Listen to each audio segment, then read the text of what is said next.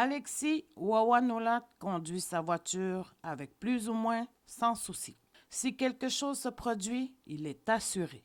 Mais pour l'homme Abenaki, obtenir l'assurance a été la partie la plus difficile. J'appelle le numéro de l'Industriel Alliance et du moment où je sors mon code postal qui est sur réserve, la dame me dit « Ah, ça c'est sur réserve, on ne peut pas vous assurer. » Selon Wawanolat, la politique de l'Industriel Alliance contiendrait un règlement sur la non-vente d'assurance auto pour les personnes qui vivent dans les communautés autochtones.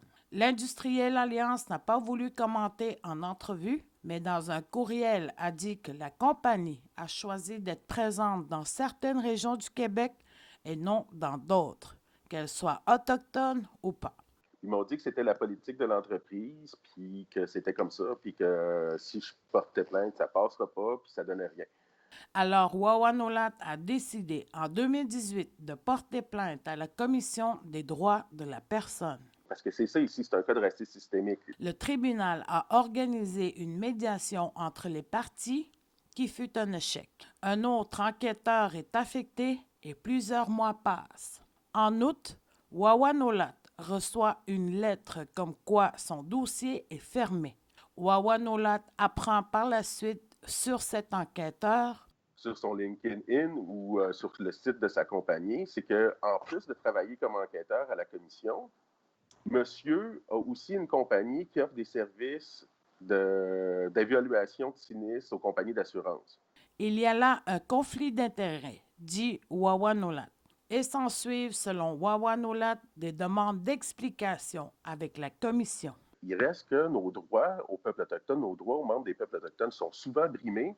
L'organisme qui serait là, supposé d'être là pour nous aider, je ne sais pas, on ne m'a pas répondu combien d'employés autochtones même on avait au sein de la commission pour desservir les peuples autochtones. Insatisfait, Wawanolat demande qu'un enquêteur indépendant réexamine son dossier et puis qu'il y ait une introspection face au racisme systémique au sein de la commission. Le Centre de recherche-action sur les relations raciales, une organisation de droit civil sans but lucratif, est d'accord avec Wawanolat et agit maintenant en son nom.